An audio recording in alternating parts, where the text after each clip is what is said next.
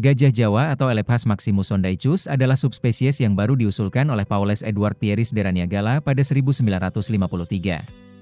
Ia mengira subspesies endemik mamalia darat terbesar di bumi itu memang ada, berlandaskan pada pengamatannya terhadap relief di Candi Borobudur dan Prambanan yang menunjukkan ilustrasi identik.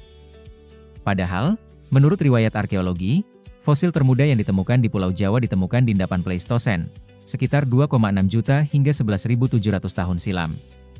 Sementara itu, Candi Borobudur, oleh Peter Cirtek, disebut sebagai candi bercorak Buddha yang baru dibangun pada wangsa dinasti Shailendra, sekitar 770 Masehi. Penamaan subspesies baru untuk gajah Jawa itu mirip dengan pola penelitian de Raniagala untuk Elephas maximus dari Cina. Identifikasinya pada artefak patung perunggu antik yang disimpan di Field Museum, Chicago, mengantarkannya pada kesimpulan mentah yang menyatakan bahwa pernah ada gajah endemik asal negeri tirai bambu. Namun, lempengan-lempengan yang mengguratkan reproduksi fotografi dan ilustrasi perilaku gajah di Cina sebenarnya tidak serta-merta dapat memvalidasi eksistensi spesies tersebut. W. Damerman, dalam On Prehistoric Mammals from Sampoeng Cave, Central Java, 1932-482, menyebut bahwa fosil yang disebut sebagai gajah Jawa itu terungkap persis sama dengan genus yang berkembang di India dan Sumatera.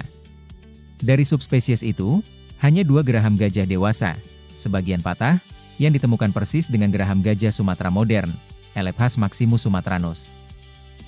Kebuntuan tersebut pernah hampir menemukan jalan keluar berkat penemuan fosil gajah di Borneo pada 2003.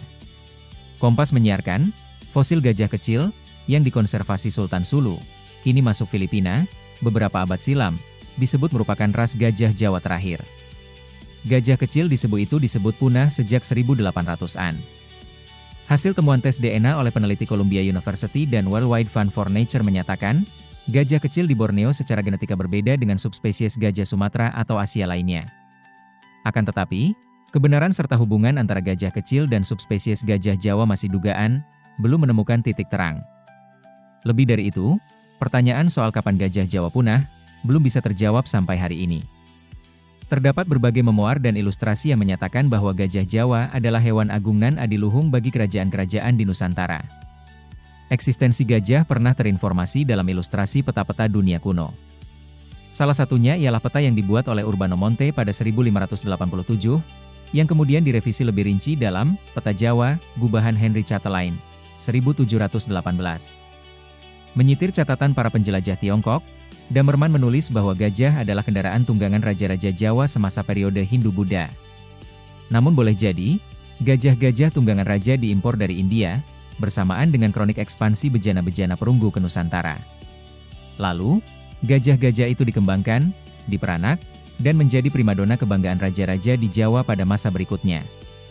Gajah hidup dan bahkan badak terkadang dipersembahkan kepada kaisar-kaisar Tiongkok sebagai hadiah upeti, tulis Damerman. Semasa Majapahit, gajah sudah serupa pusaka berharga sebagaimana diabadikan dalam Kakawin Negara Kertagama. Demikianlah Sri Narapati yang didewakan di kerajaan Majapahit itu, nampak jelas bagaikan bulan di musim gugur menyebabkan rasa bahagia di seluruh dunia. Seperti bunga padma di tengah orang jahat, seperti bunga kumuda di antara orang bijak luhur, abdi, juga harta, kereta, gajah, serta kuda begitu banyaknya bagaikan lautan, demikian tertulis di Pupuh 83. Tom Pires dalam Suma Oriental mengisahkan, selain mengendarai kereta yang ditarik lembu, Hulu Balang Majapahit juga menunggangi gajah. Saat menghadiri acara kerajaan, para permaisuri raja menunggangi gajah yang dirias fair, sebangsa bulu-buluan, serta dikawal 30 abdi perempuan yang berjalan telanjang kaki. Kerajaan Majapahit percaya, makin banyak gajah yang dimiliki oleh seorang raja atau penggawa kerajaan, makin tinggi pula pengaruh dan kebesarannya. Di masa itu, gajah tidak hanya menjadi perlambang kemewahan, tetapi juga adidaya militer. Gajah terbukti tangguh sebagai mesin perang yang ditakuti lawan. Di medan perang, seekor gajah terlatih mampu memorak-porandakan pasukan infanteri maupun kavaleri. Salah satu lukisan di Pura Pakualaman, Yogyakarta, menggambarkan parade prajurit perang Jawa yang menaiki gajah sebagai kendaraan perang di garda terdepan. Di masa modern, gajah termanifestasi dalam lambang-lambang kebesaran negara atau organisasi. Kawanan gajah yang hidup berkelompok menyimbolkan loyalitas dan solidaritas, dengan ikatan sosial kuat antar anggota. Negara Siam, Thailand, berjuluk gajah putih, dan memilihnya sebagai hewan nasional negaranya. Gajah putih dalam tradisi Buddha Thailand begitu dihormati, sebab telah menghiasi lambang bendera Siam sampai awal 1900-an. Beberapa partai politik di luar negeri, seperti Partai Republik di Amerika Serikat, Bahujan Samaj Party di India, United National Party di Sri Lanka, dan New Patriotic Party di Ghana, menggunakan gajah sebagai lambang kebesaran partai mereka. Terbaru, Partai Solidaritas Indonesia mengganti logo lama bunga mawar dengan gajah berbadan hitam, berleher putih, dan berkepala merah. Logo baru itu dirilis secara resmi oleh PSI dalam Kongres di Solo 19 hingga 20 Juli 2025.